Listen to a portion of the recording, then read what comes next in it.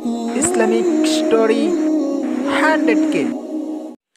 So hello বন্ধুরা, আজকে আমরা নতুন একটি ভিডিও নিয়ে চলে এসেছি। আজকের ভিডিওটি হলো কে এই হিজবুল্লাহ বাহিনী এবং তাদের শক্তিটা কতটুকু এবং তাদেরকে কেন ভয় পায় সে সম্পর্কে আজকে আমরা এই ভিডিওটিতে দেখব। সো আমার এই ভিডিও ডিসক্রিপশন বক্সে মেন ভিডিও লিঙ্ক দেওয়া থাকবে, আপনাদের কাছ থেকে দেখে নেবেন। তো চলুন ভিডিওটি শুরু করা যাক।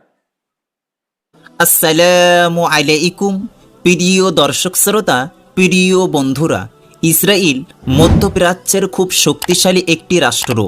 1967 সালে আরব দেশ এবং ইসরায়েলের মধ্যকার যুদ্ধে ইসরায়েল নিজের শক্তির প্রদর্শন করে শুধুমাত্র 6 দিনে মিশর, Jordan, Syria, Kuwait, Sudan, Algeria এবং সাদ্দাম হোসেন শাসিত ইরাকের মতো রাষ্ট্রগুলোকে একতরফা যুদ্ধে হারিয়েছিল।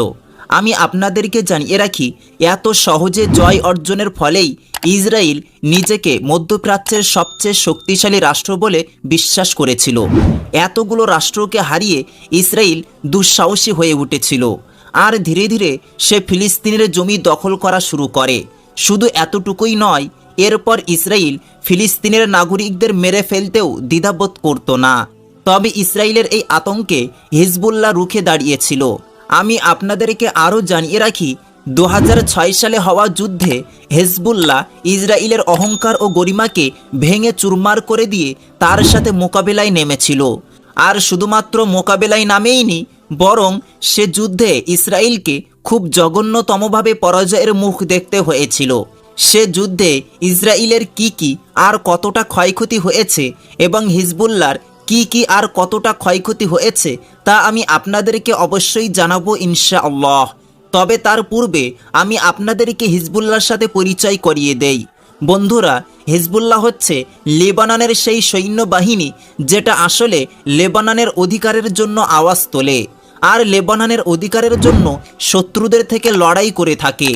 আপনাদেরকে জানানোর জন্য বলে রাখি, তখন ইসরায়েল দ্বারা ফিলিস্তিনের লোকজনের উপর অত্যাচারের পরিমাণ বেড়ে যাচ্ছিল আর এর থেকে বিরক্ত হয়ে ফিলিস্তিনের নাগরিকরা বড় সংখ্যায় লেবাননে যাওয়া শুরু করে।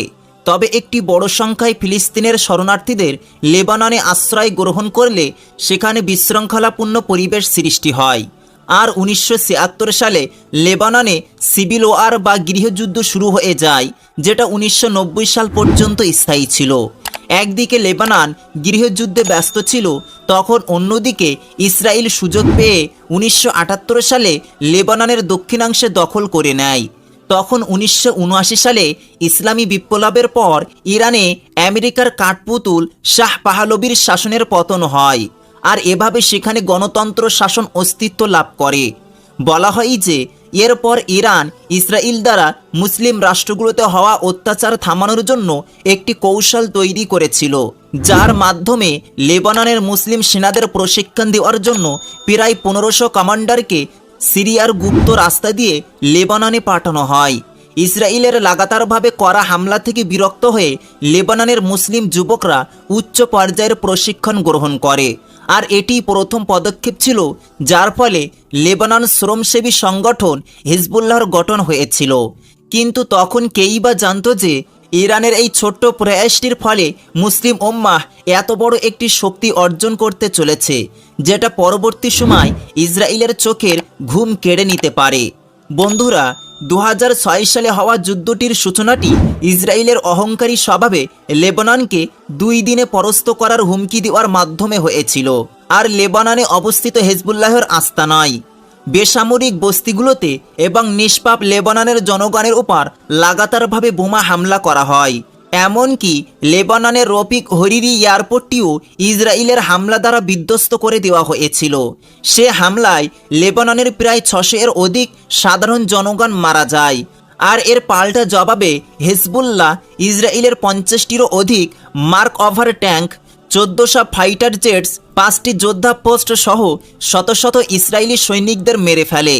সূত্র থেকে জানা যায় যে হিজবুল্লাহের পাল্টা হামলাটি এতটাই ভয়ঙ্কর ছিল যে এটি ইসরায়েলি আর্মি বাহিনীকে সচেতন পর্যন্ত হওয়ার সুযোগটুকু দেয়নি আর ইসরায়েলকে এ হামলায় কয়েক লক্ষ ডলারের ক্ষতিরও সম্মুখীন হতে হয়েছিল। এ যুদ্ধে হিজবুল্লাহর দ্বারা ইসরায়েলের বারুদের শহর, বিশেষ করে মহাসড়ক শহরটিকে টার্গেট করা হয়েছিল। কারণ এটি সেই শহর ছিল যেখানে ইসরায়েলের যুদ্ধের অস্ত্রগুলো সংরক্ষণ করে রাখা হয়েছিল। আমি আপনাদেরকে জানিয়ে রাখি যে তখন হেজবুল্লাহর মিসাইল অস্ত্রটির সাথে ইসরায়েলের প্রতিরক্ষা অস্ত্রের কোনো মোকাবিলাই ছিল না, আর তাই তারা সেটিকে থামাতে ব্যর্থ হচ্ছিল। বলা হয় যে সে যুদ্ধে হেজবুল্লাহ সবার প্রথমে ইসরায়েলের সেসব ট্যাঙ্কগুলোর উপর টার্গেট করেছিল, যেটার ফলে ইসরায়েল অতীতে মধ্য পূর্বে নিজের আতঙ্ক প্রদর্শন করে বেড়াতো। বন্ধুরা, হেজবুল্লাহর দুঃসাহসী যুদ্ধের কৌশলতা তখন গোটা বিশ্বের জন্য আকর্ষণীয় বিষয় হয়ে গিয়েছে। আর এ বিষয়টিও প্রমাণ হয়ে গিয়েছিল যে কোনো যুদ্ধে জয় করার জন্য বড় বড় অস্ত্র এবং প্রচুর সংখ্যায় সেনাদের প্রয়োজন নেই, বরং একটি চমৎকার কৌশলের মাধ্যমেও যুদ্ধ জয় করা যায়। আমেরিকা সহ বেশিরভাগ ইউরোপের রাষ্ট্রগুলো এ যুদ্ধটিতে ইসরায়েলকে ভরপুর সমর্থন করেছিল, অথচ হেজবুল্লাহ তখন শুধুমাত্র ইরাকের সমর্থন পায়। বন্ধুরা, এ যুদ্ধে ইসরায়েলের লেবাননকে দেওয়া দুদিনের হুমকিটি বিফলে গিয়েছিল, আর 33 দিন পর্যন্ত স্থায়ী থাকায় এ যুদ্ধটি ইউনাইটেড নেশনের হস্তক্ষেপের পর থামানো হয়। অথচ কিছু সূত্র ও প্রমাণের মাধ্যমে এ কথাটিও বেরিয়ে আসে যে ইউনাইটেড নেশনকে হস্তক্ষেপ করার জন্য ইসরায়েল দেশটি অনুরোধ করেছিল। অবশেষে ইউনাইটেড নেশনের সিদ্ধান্তের পর যুদ্ধ থামানো হয়, আর ইসরায়েলিদের দ্বারা লেবাননে দখল করা জমিগুলো ইসরায়েলদেরকে লেবাননি মানুষের কাছে ফিরিয়ে দিতে হয়েছিল। সে যুদ্ধের পর ইসরায়েল ও হেজবুল্লাহ উভয় নিজের জয় দাবি করতে থাকে, কিন্তু পরবর্তীতে ইসরায়েল নিজের হার স্বীকার করে সেটাকে নিজের তখনকার সবচেয়ে বড় কৌশলগত ব্যর্থতা বলে জানায়। বন্ধুরা, বলা হয় যে সে যুদ্ধের পর হেজবুল্লাহ মধ্যপূর্বে একটি নতুন শক্তি বলে পরিচিতি লাভ করেছিল। আজকে হেজবুল্লাহ লেবাননের শুধুমাত্র রেজিস্টার মুভমেন্ট আর্মিই নয়, বরং একটি রাজনৈতিক পার্টিও হয়ে গিয়েছে। হেজবুল্লাহ লেবাননে কয়েকটি স্কুল, কলেজ এবং হাসপাতাল নির্মাণ করেছে, আর সেটাতে শুধুমাত্র মুসলিমই নয়, বরং লেবাননি খ্রিস্টানদের সমর্থনও রয়েছে। আরও জানানোর জন্য বলে রাখি যে হেজবুল্লাহর আল মানার নামে একটি নিজস্ব আন্তঃরাষ্ট্রীয় টিভি চ্যানেলও রয়েছে, যার মাধ্যমে সে দেশে বিদেশে নিজের বিচারধারা প্রদর্শন করে থাকে। বন্ধুরা, এটি ছিল হিজবুল্লাহ ও ইসরায়েলের মধ্যকার হওয়া যুদ্ধের পুরো ঘটনা, যা আমি আপনাদের সাথে শেয়ার করেছি।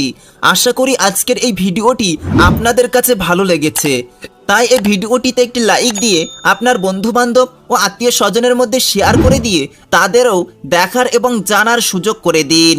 আবারও দেখা হবে পরবর্তী কোনো এক ভিডিওতে ইনশাআল্লাহ। ততক্ষণ পর্যন্ত নিজের এবং আপনজনের প্রতি খেয়াল রাখবেন। আল্লাহ হাফেজ।